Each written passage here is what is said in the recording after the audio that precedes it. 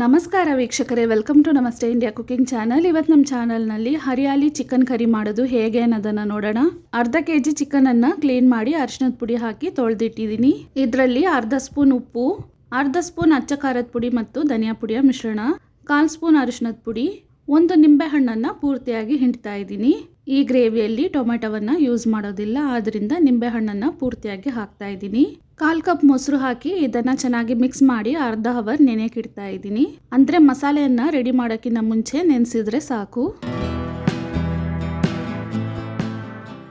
1 ಕೈ ತುಂಬ ಪುದೀನ, ಅದೇ ರೀತಿ ಕೊತ್ತಂಬರಿ, 8 ಚಿಕ್ಕದಾದ ಹಸಿರು ಮೆಣಸಿನಕಾಯಿನ ಮಿಕ್ಸಿನಲ್ಲಿ ಹಾಕಿ ರುಬ್ಬಿಟ್ಕೊಂಡಿದ್ದೀನಿ.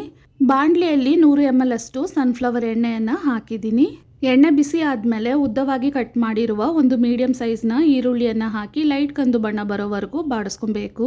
ರುಬ್ಬಿರುವ ಪುದೀನ, ಕೊತ್ತಂಬರಿ ಮತ್ತು ಹಸಿರು ಮೆಣಸಿನಕಾಯಿಯ ಪೇಸ್ಟನ್ನು ಹಾಕ್ತಾ ಇದ್ದೀನಿ. ಒಂದ್ಸಲ ಚೆನ್ನಾಗಿ ಮಿಕ್ಸ್ ಮಾಡಿ ನೆನೆಸಿರುವ ಚಿಕನನ್ನು ಇದರಲ್ಲೇ ಹಾಕ್ತಾ ಇದ್ದೀನಿ. ಇದನ್ನು 5 ನಿಮಿಷದವರೆಗೂ ಮಸಾಲೆಯಲ್ಲಿ ಚೆನ್ನಾಗಿ ಬಾಡಿಸ್ಕೊಬೇಕು.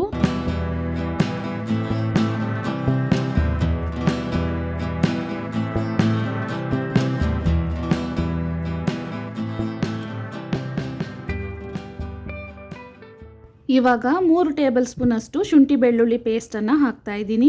ಇದ್ರ ಜೊತೆಗೇನೆ 1/4 ಸ್ಪೂನ್ ಗರಂ ಮಸಾಲ, ಅರ್ಧ ಸ್ಪೂನ್ ಕಾಳು ಮೆಣಸಿನ ಪುಡಿ, ಅರ್ಧ ಸ್ಪೂನ್ ಜೀರಿಗೆ ಪುಡಿಯನ್ನು ಹಾಕ್ತಾ ಇದ್ದೀನಿ.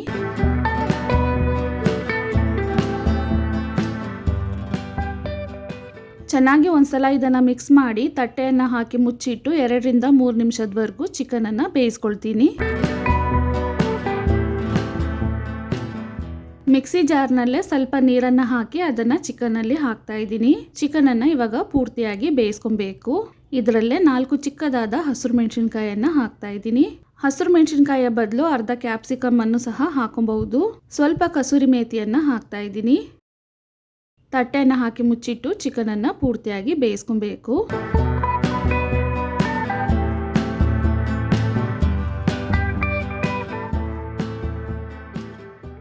ಇವಾಗ ನೋಡಿ ಚಿಕನ್ ಪೂರ್ತಿಯಾಗಿ ಬೆಂದಿದೆ. 125 ml ಅಷ್ಟು ಫ್ರೆಶ್ ಕ್ರೀಮನ್ನು ಹಾಕ್ತಾ ಇದ್ದೀನಿ.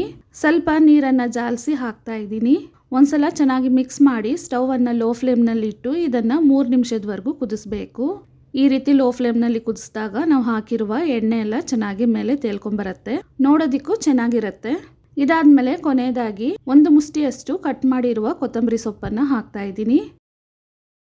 ಚೆನ್ನಾಗಿ ಒಂದ್ಸಲ ಮಿಕ್ಸ್ ಮಾಡಾದ್ಮೇಲೆ ಸ್ಟವನ್ನು ಆಫ್ ಮಾಡಬೇಕು. ತುಂಬಾ ರುಚಿಯಾದ ಹರಿಯಾಲಿ ಚಿಕನ್ ಕರಿ ಇವಾಗ ರೆಡಿಯಾಗಿದೆ. ವೀಕ್ಷಕರೇ, ಈ ವಿಡಿಯೋ ನಿಮಗೆ ಇಷ್ಟ ಆಗಿದ್ದರೆ ನಮ್ಮ ಚಾನಲನ್ನು ಲೈಕ್ ಮತ್ತು ಸಬ್ಸ್ಕ್ರೈಬ್ ಮಾಡಿ. ಧನ್ಯವಾದಗಳು.